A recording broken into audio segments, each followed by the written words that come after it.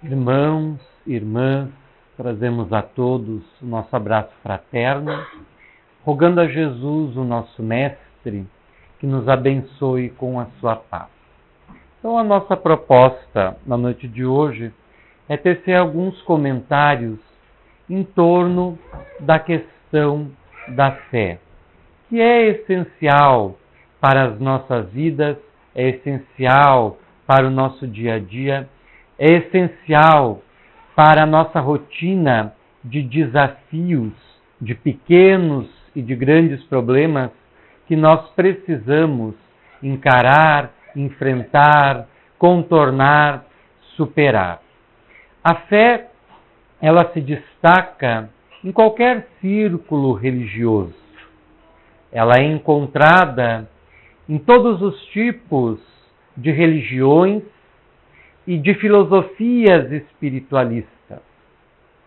No Espiritismo, no entanto, em função da sua estrutura doutrinária, o Espiritismo apresenta um aspecto tríplice, ele é a um só tempo filosofia, ciência e religião.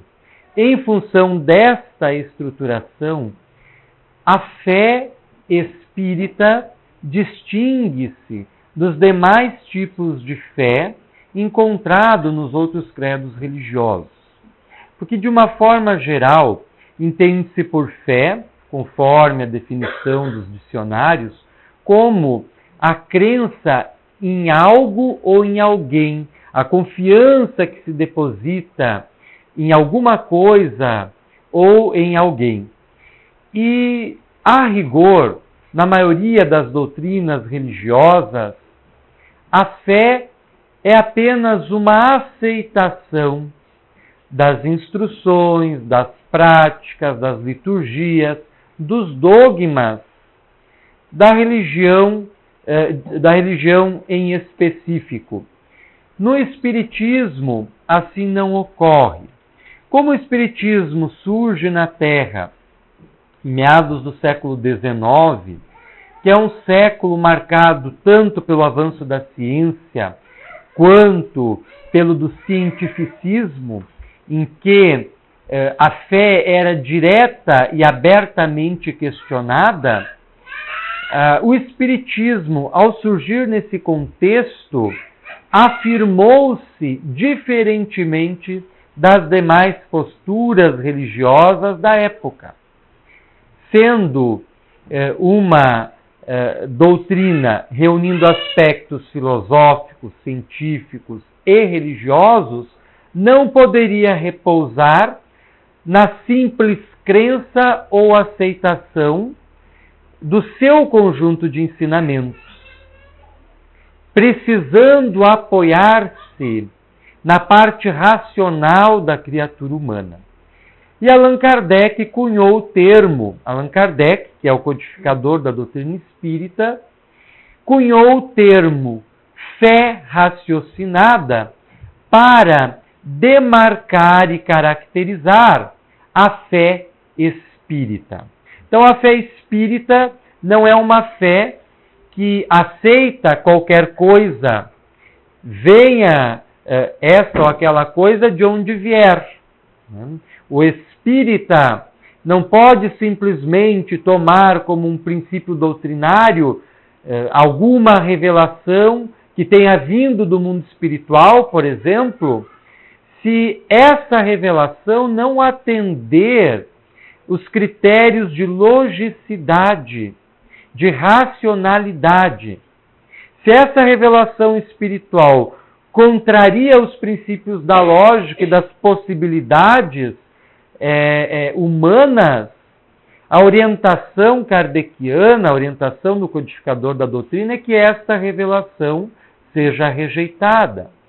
Mas, infelizmente, nós espíritas, desde o tempo de Kardec até hoje, estamos ávidos, estamos ansiosos de revelações espirituais e muitas vezes tendemos a receber com facilidade e abertura mental tudo que venha do mundo espiritual, sem realizar uma triagem, sem examinar a fundo a revelação ou a comunicação em si, que é a orientação que Allan Kardec dá nas obras básicas, em todas elas.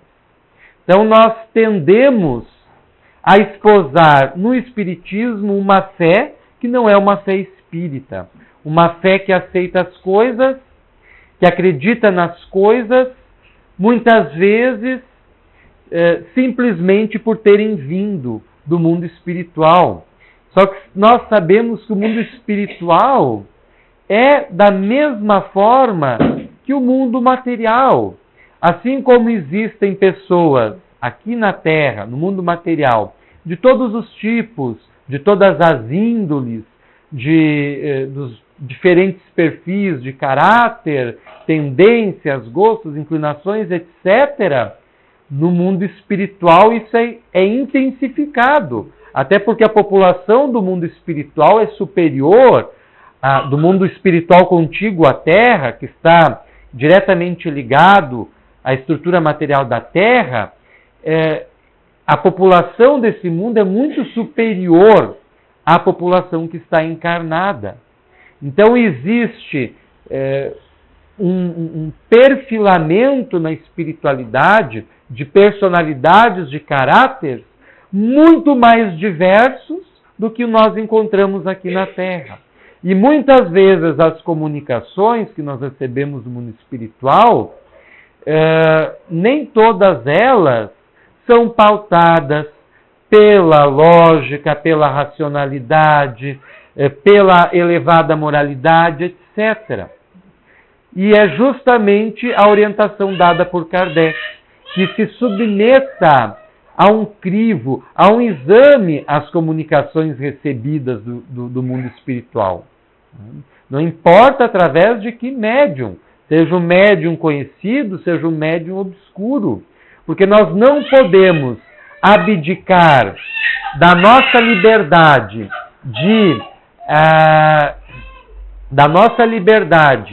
de pensar, de refletir, de nos guiar, para nos submetermos voluntariamente a uma vontade exterior à nossa.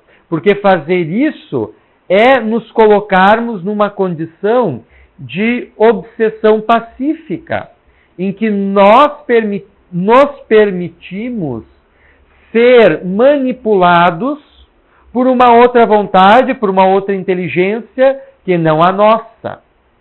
Daí a necessidade de não depositarmos uma fé cega, uma fé que não questiona, uma fé que não examina, uma fé que não critica as comunicações da espiritualidade, inclusive dos nossos próprios mentores espirituais. Porque nós não podemos esquecer que nós somos uma entidade espiritual, nós somos um espírito que está no corpo físico.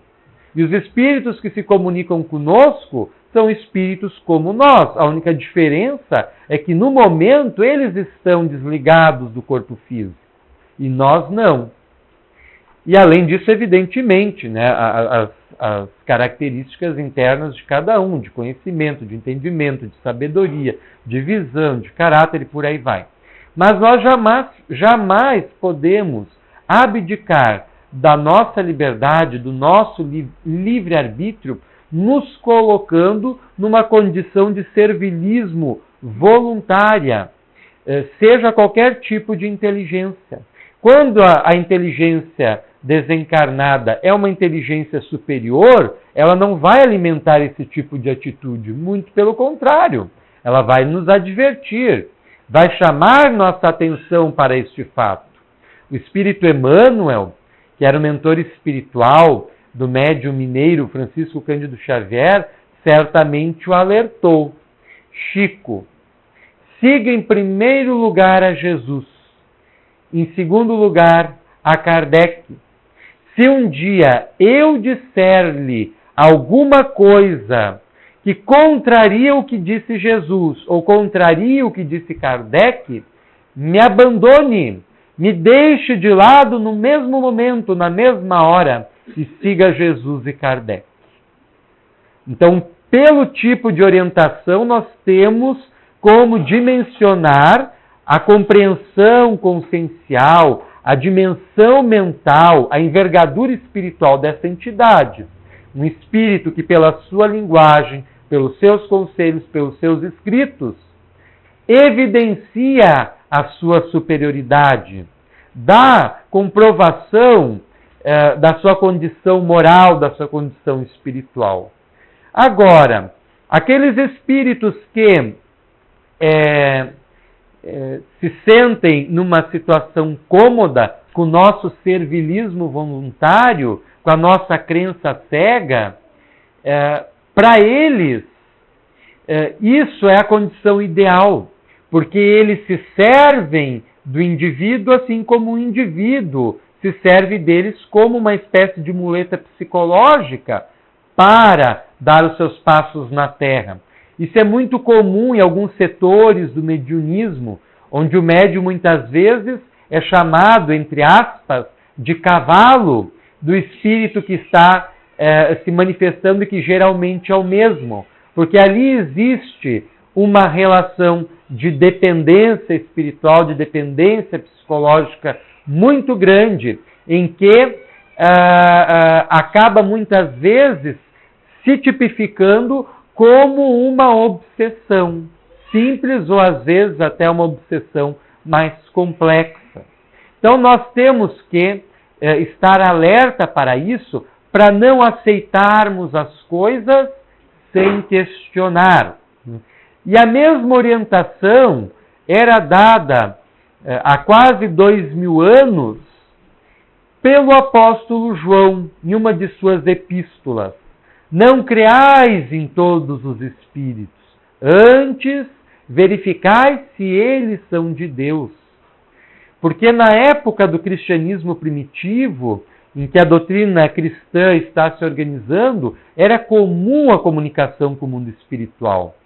Quem lê os evangelhos, quem lê os Atos dos Apóstolos, quando Jesus retornou ao mundo espiritual e se manifestou depois da sua morte, materializando-se ante a visão dos seus discípulos e profetizando, entre aspas, o derramamento do Espírito sobre a matéria, que se concretizou, segundo o Ato dos Apóstolos, no episódio do Pentecostes, vai verificar ali a presença do fenômeno mediúnico, em que os diferentes discípulos e apóstolos de Jesus começam a falar línguas que não conheciam, mas que eram conhecidas dos transeuntes, das pessoas que circulavam pelo Templo de Jerusalém e que passaram a ouvir, através, na verdade, de mensagens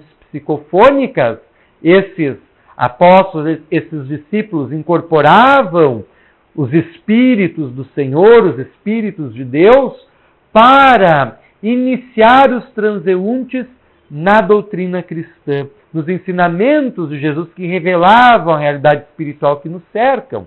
E além disso se verificavam episódios, fenômenos de vozes direta, ou pneumatofonia, quando se escuta um som no ambiente, todos escutam, não apenas aquele que é médium audiente. É um fenômeno de voz direta.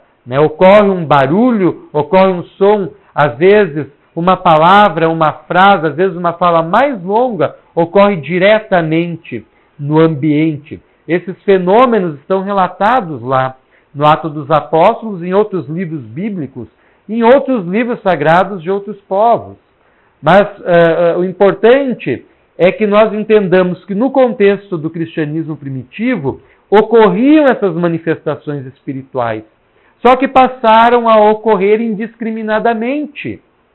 Tanto espíritos de uma condição espiritual mais equilibrada se manifestavam, quanto espíritos de uma condição espiritual mais desequilibrada, presos à própria ignorância, presos ao erro, presos às paixões materiais, estavam se manifestando e muitas vezes perturbando as reuniões ambientes. É quando João escreve essa carta endereçado a algumas igrejas da Ásia Menor, onde ele recomenda que não se creia em todos os espíritos, mas antes se verifique se eles são de Deus, ou em outras palavras, se analise o que eles estão trazendo, que é a mesma orientação dada por Kardec, que se conhece os espíritos pela linguagem que eles se utilizam e pelo conteúdo da sua mensagem.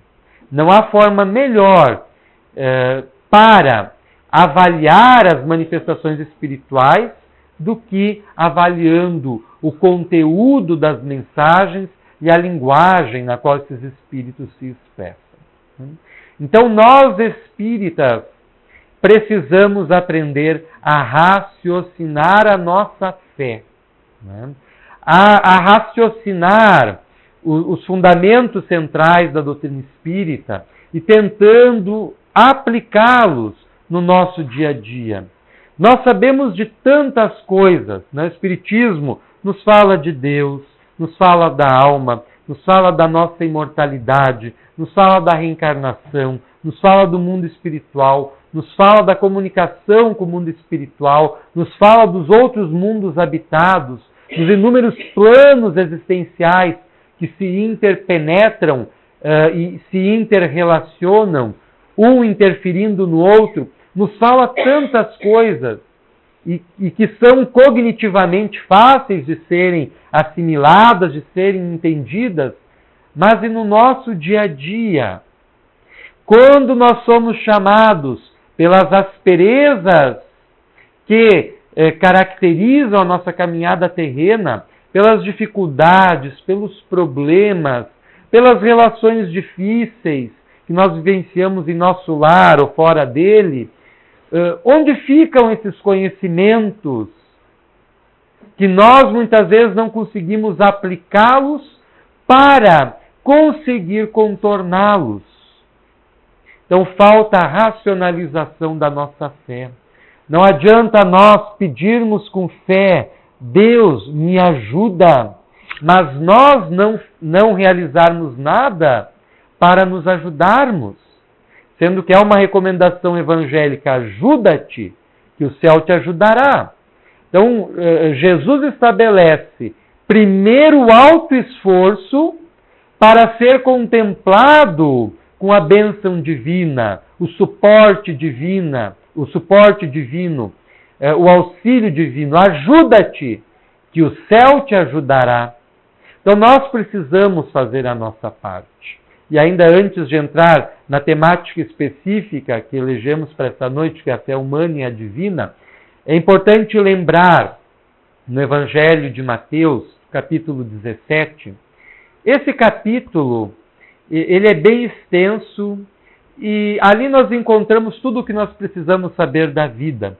Porque ele é bem longo, ele começa falando do momento em que Jesus se aparta da multidão, levando consigo 3 dos seus discípulos diletos e que melhor lhe compreendiam a espiritualidade, que era Pedro, Tiago e João, sobe ao Monte Tabor, lá ocorre um fenômeno mediúnico, Jesus se transfigura, as suas vestes se tornam resplandecentes, os discípulos veem Jesus tal qual ele é, no seu fulgor estelar, no seu brilho estelar, no seu brilho espiritual, e se manifestam 2 entidades espirituais, Moisés e Elias. Já estavam mortos, um há cerca de 8 séculos e o outro cerca de 2 séculos. Estavam mortos e se manifestam ante a visão dos apóstolos, que têm dificuldade para compreender aquele fenômeno que lá ocorre.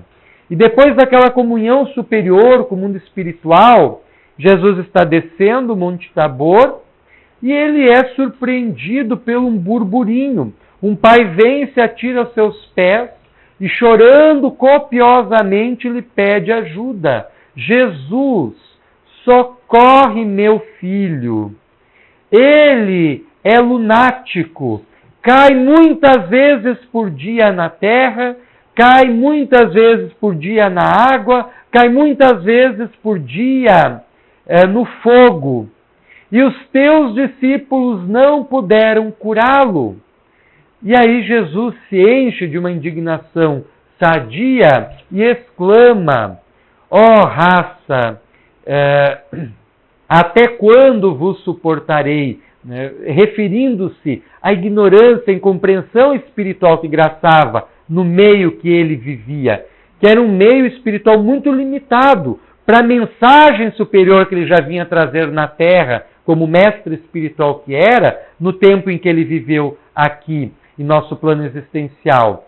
E é quando ele pede que tragam esse menino e ele lhe impõe as mãos e afasta uma entidade espiritual, que aparece designada como demônio no Evangelho, em algumas traduções e outras não, afasta aquela entidade espiritual que está ocasionando aquela doença que eles chamavam de, caracterizavam como sendo lunático na época, porque acreditavam que era uma influência lunar. Se dava esse nome aos portadores de epilepsia. Não se sabia, hoje não se sabe muito sobre essa anomalia do sistema nervoso central e periférico. Imagina há 2 milênios. Então se acreditava que era uma influência lunar. Então chamavam de lunático, né? Esses que ganhavam ataques epilépticos, né? Só que Jesus esclarece que não era nenhuma influência lunar naquele caso. No caso dele, aquela epilepsia estava associada a uma interferência espiritual, como em muitos casos ocorre. Nem todos, mas em muitos casos ocorre. E Jesus impõe as suas mãos e corta aquele vínculo negativo entre o espírito obsessor e o espírito encarnado crendo a obsessão. E o menino se cura. E o pai se enche de contentamento e agradece Jesus. E mais tarde, na intimidade, os discípulos questionam como Jesus efetuara a cura e eles não puderam fazer. E aí Jesus esclarece que lhes faltou fé. E aí que ele afirma aquela frase que já se tornou lapidar no Evangelho e por demais conhecida: se tiverdes fé do tamanho de um grão de mostarda, direis a esta montanha, transporta-te daqui para ali, e ela há de se transportar. E essa afirmação de Jesus, ela é muito profunda. Allan Kardec, no Evangelho segundo o Espiritismo, que é uma obra que trata mais os aspectos religiosos do Espiritismo, sobretudo do ponto de vista ético-moral, Allan Kardec vai dedicar todo o capítulo 19 de O Evangelho segundo o Espiritismo a examinar essa passagem evangélica e essa afirmação em específico. E ele afirma que, não obstante as muitas formas de se compreender essa afirmação, as montanhas que a fé transporta devem ser entendidas, sobretudo, como os obstáculos da nossa vida, os nossos desafios diários, as dificuldades, os problemas, para os quais a nossa fé, se firme, se forte, se raciocinada, deve concorrer para nós conseguirmos contornar as dificuldades e vivermos melhor aqui na Terra e nos relacionarmos melhor com aqueles que nos cercam. Porque, em última análise, é para isso que nós aqui nos encontramos. E a análise de Kardec é longa e vale a pena conferir. É o capítulo 19 do Evangelho segundo o Espiritismo. Tem por título A Fé Transporta Montanhas. E aí cabe nos perguntarmos, a semente de mostarda é uma semente minúscula, né? E usando essa metáfora, talvez Jesus já estivesse questionando qual é o tamanho da fé de cada um. Qual é o tamanho da minha fé? Ela é maior que a montanha dos problemas que eu preciso vencer ou é menor? Ela me instrumentaliza, ela me capacita para dar conta dos desafios que eu preciso testemunhar, que eu preciso vivenciar para poder crescer ou não? Qual é o tamanho da minha fé? Ela é do tamanho de um grão de mostarda? Porque se o for, segundo Jesus, nós seremos capazes de transportar, de mover, de demover essas montanhas.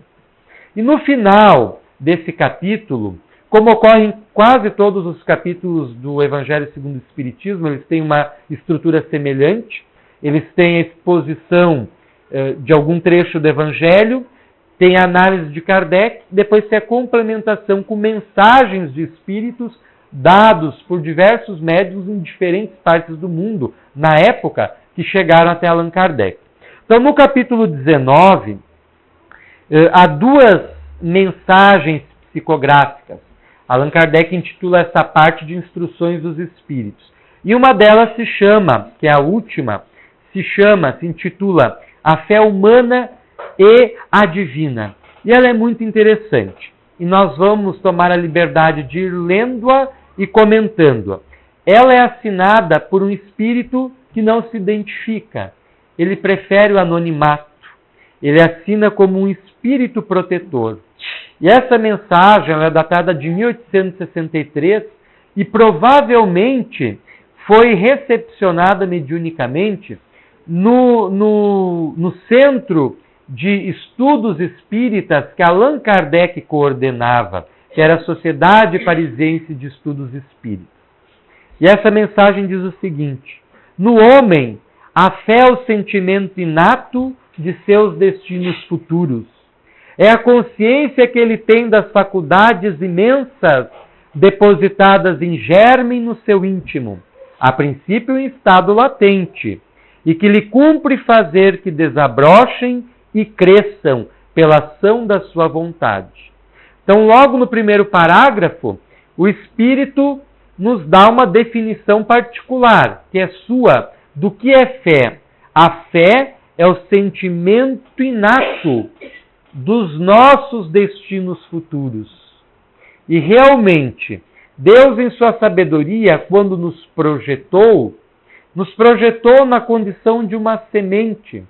Da mesma forma que uma semente, qualquer que seja a sua espécie, o seu tipo, conserva dentro de si todos os princípios organogênicos indispensáveis para germinar, para desenvolver-se, para atingir a plenitude, que é tornar-se uma flor, que é tornar-se uma planta, que é tornar-se uma árvore. Da mesma forma, cada um de nós, em nossa origem, já fomos projetados por Deus, reunindo na condição de potência todos os elementos necessários à nossa evolução, ao nosso crescimento, ao nosso progresso. Por isso que nós trazemos inato uma fé instintiva, mas que precisa ser superada pelo raciocínio da fé, para que nós consigamos manter a calma no momento de dificuldade, manter a paciência no momento em que a ira soma, manter a compreensão quando o desequilíbrio vigora em nosso derredor, que são os nossos desafios diários. Todos os dias nós vivenciamos momentos de desentendimento, de confronto, de divergência de pensamento, de ideias, de opiniões. E nós precisamos exercitar a nossa fé através do exercício das nossas virtudes internas. Muitas delas em estado de germe, em estado de semente, que precisa germinar, que precisa se desenvolver, que precisa ser levado do estado de potência para o estado de ato, para usar uma terminologia filosófica. Então é indispensável que nós mobilizemos a nossa fé, vencendo a fé instintiva, que é aquela que acontece alguma coisa, nós, ai meu Deus, ai Deus me ajuda, é aquela coisa instintiva. Mesmo o cético, aquele que diz que não acredita em Deus, não acredita em espírito, não quer saber de espiritismo, quando o negócio aperta, né, num instantinho, ai meu Deus, logo se volta. Eu lembro muito do meu avô materno, né? Era um homem extremamente trabalhador, honesto, cheio de virtudes, mas cético. E, embora católico de formação, caçoava muitas vezes da minha avó. Minha avó é extremamente carola, né? até hoje, né, de orar o terço interminavelmente, por aí vai. E ele experimentou uma doença degenerativa, né, um câncer terrível, durante 5 anos. Foi muito triste. E eu era muito pequeno, mas hoje, refletindo, eu acompanhei todo o processo de transformação do meu avô, que a doença levou a modificar o seu posicionamento frente à vida. Como não havia mais alternativa, não havia mais recurso na medicina, ele foi lentamente voltando-se para Deus. E eu me lembro de uma vez que ele me chamou no quarto e queria me ensinar uma oração, que ele sabia de cor, porque ele havia sido ensinado quando criança, mas ele havia se afastado completamente, durante a maior parte da sua vida, da fé, da crença, que é essencial. Nós somos espírito, então nós precisamos da fé como esse elo de ligação com a nossa espiritualidade, com essa dimensão superior que é Deus, que é o campo espiritual que nos cerca. Nós precisamos disso. Então tive a oportunidade de acompanhar. Por isso, isso é bem visível. Mesmo aquele que diz que não acredita em nada, né, no momento da dificuldade, a dificuldade acaba dobrando a serviço e a pessoa se volta necessariamente para Deus, porque é o seu último recurso, é o seu último refúgio, é a âncora da sua salvação, né? Então, nós precisamos superar esse estado de fé instintiva, de acreditar por acreditar, para adotar a fé raciocinada, que, segundo Kardec, é aquela fé que acredita porque compreendeu, e que ninguém acredita de fato sem antes compreender. Então, continuando a leitura. Até o presente, a fé não foi compreendida senão pelo lado religioso, porque o Cristo a exalçou como poderosa alavanca e porque o tem considerado apenas como chefe de uma religião. Entretanto, o Cristo, que operou milagres materiais, mostrou por esses milagres mesmos o que pode o homem quando tem fé, isto é, a vontade de querer, fé, vontade de querer, e a certeza de que essa vontade pode obter satisfação. Fé, vontade de querer e certeza de que essa vontade pode obter satisfação. Muitas vezes nós acreditamos, mas desacreditando. Nós vamos para uma entrevista de emprego, nós vamos para um encontro, nós vamos para iniciar um projeto que idealizamos, mas inseguros, com a nossa fé vacilante, acreditando que poderá dar certo, mas não deixando de acreditar que também poderá dar errado. Talvez por uma apreensão, objetivando evitar uma frustração posterior, mas nós acreditamos desacreditando. Então nós precisamos ter a fé, que é vontade forte e que é certeza de que aquilo que nós pretendemos fazer é possível. Lao Tse, que era um sábio chinês, tem uma frase que é admirável, se encontra nos seus Analectos, né? No conjunto dos seus ensinamentos. Ele não sabia que era impossível, foi lá e fez. Ele não sabia que era impossível, foi lá e fez. Então, muitas vezes, nós julgamos impossível ultrapassar as barreiras, os obstáculos, as dificuldades da nossa vida, desistindo de superá-las antes de tentar, por nos faltar a fé. A gente incutiu que não dá, que a gente não vai conseguir, que a gente não tem capacidade e não se esforça para, ao menos, tentar e persistir. Charles Chaplin afirma que a persistência é o caminho para o êxito, para o sucesso. Então é necessário que nós nos mobilizemos, nos esforcemos, nos ajudemos para conquistar a ajuda do céu, a ajuda espiritual, a ajuda dos nossos amigos desencarnados que nos acompanhem, a fim de nos favorecer na vitória sobre nós mesmos e na vitória das dificuldades que campeiam em nossa existência. Né? Então é importante ter essa certeza. Né? Tem uma pequena historinha que ouvimos certa vez de um padre lá no interior nordestino, lá no polígono da Seca, que mobilizou toda a população. No próximo domingo, venham todos para a igreja, nós vamos orar e Deus vai nos atender e vai chover. Chegou no domingo, aquilo correu o mundo, né? Chegou no domingo, a igreja estava apinhada de gente. Né? Todo mundo queria ver o milagre da chuva acontecer. Aí o padre entrou na igreja, deu uma olhada em volta, esboçou uma expressão de tristeza e respondeu: hoje não vai chover.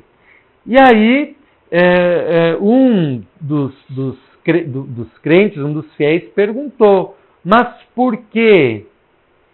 Porque ninguém trouxe guarda-chuva, ninguém acreditou que realmente aquela oração ia surtir resultado, ia surtir efeito. Então é essa história da gente muitas vezes desacreditar da gente mesmo, dos nossos sonhos, dos nossos projetos. Porque a nossa fé, inclusive a fé raciocinada, ela existe para fazer com que nós nos desenvolvamos na direção de ideais superiores, na direção de uma condição material melhor para nós e na direção de uma condição espiritual melhor para nós. Então, avançando. Também os apóstolos não operaram milagres, seguindo-lhe o exemplo de Jesus?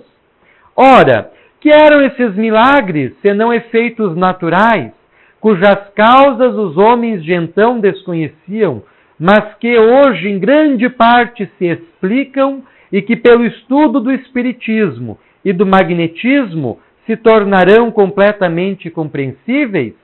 A fé é humana ou divina, conforme o homem aplica suas faculdades à satisfação das necessidades terrenas ou das suas aspirações celestiais e futuras. Então, este espírito estabelece duas categorias para a fé. Ele chama de fé humana quando nós aplicamos a nossa confiança em nós mesmos para lograrmos as conquistas materiais que almejamos para nós. Os nossos projetos materiais, os nossos sonhos materiais. As coisas ligadas à vida terrena como um todo. E chama de fé divina quando aplicamos a fé, a confiança em nós mesmos para nos projetarmos na direção de Deus, para nos transcendermos, para irmos além dos nossos limites, avançando de encontro a Deus, avançando de encontro com aos espíritos superiores que nos cercam e que se interessam pelo nosso bem, se interessam pelo nosso crescimento, se interessam pelo nosso sucesso material e espiritual. Então, ele faz essa classificação, essa categorização que é bem interessante. A fé pode ser humana quando aplicamos a nossa confiança nas conquistas do campo material, do campo humano, e a fé é divina quando aplicamos a fé na conquista das coisas do Espírito, das coisas espirituais, das coisas de Deus. O homem de gênio que se lança à realização de algum grande empreendimento triunfa se tem fé, porque sente em si que pode e há de chegar ao fim colimado, certeza que lhe faculta imensa força. E os anais da ciência evidencia inúmeros casos de cientistas, de homens de gênios, que deram a sua vida pelo bem da humanidade, pelo progresso do pensamento, o casal Curie, que entregou a sua vida na pesquisa dos elementos radioativos, acabando contaminados e mortos por efeito dessa contaminação, mas cujos trabalhos permitiram os enormes avanços que hoje nós gozamos no campo da medicina, que nos permitem a tecnologia do raio-x, da tomografia e por aí vai. Então são homens que aplicam a sua potencialidade, o seu cabedal para aquilo que acreditam que é o melhor para si e para a humanidade.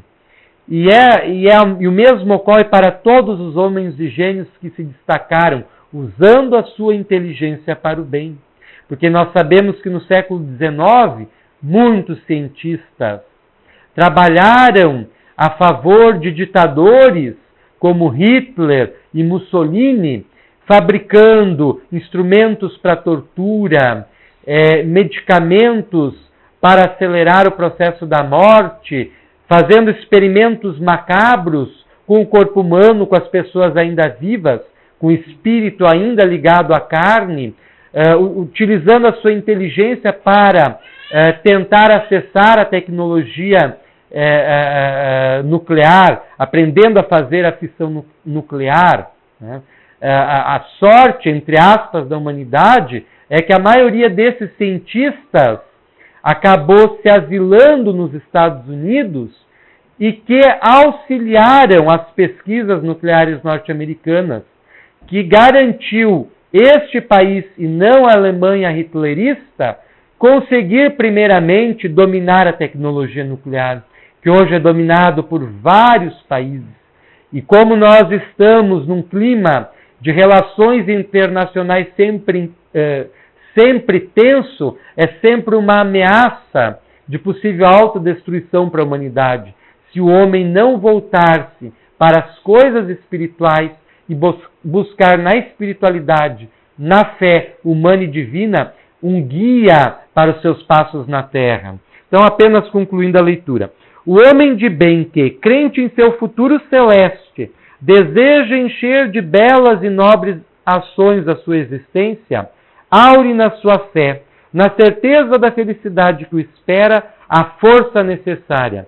E ainda aí se operam milagres de caridade, de devotamento e de abnegação. Enfim, com a fé não há maus pendores que não se chegue a vencer. Então, o homem de bem vai aplicar a fé para o desenvolvimento da sua espiritualidade. E o desenvolvimento da espiritualidade espiritual nos impulsiona para o semelhante.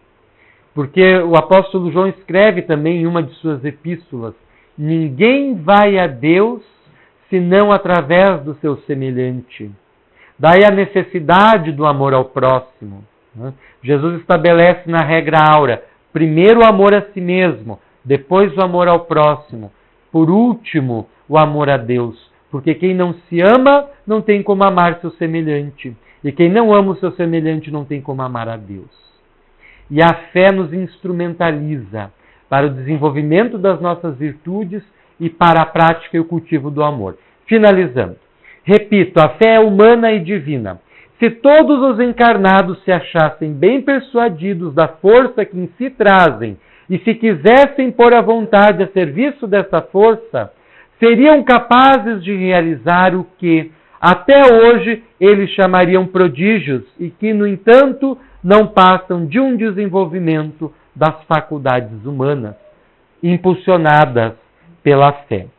Nós agradecemos a paciência, a atenção generosa de todos e rogamos a Jesus, o nosso Mestre, que nos mantenha neste clima de paz, de entendimento, de compreensão, e que nós possamos reproduzi-lo na intimidade dos nossos lares, onde nós enfrentamos os maiores desafios da nossa vida, na convivência com aqueles que as leis da vida reuniram no seio do nosso lar para nós aprendermos a viver e a conviver, a servir, compreender e amar.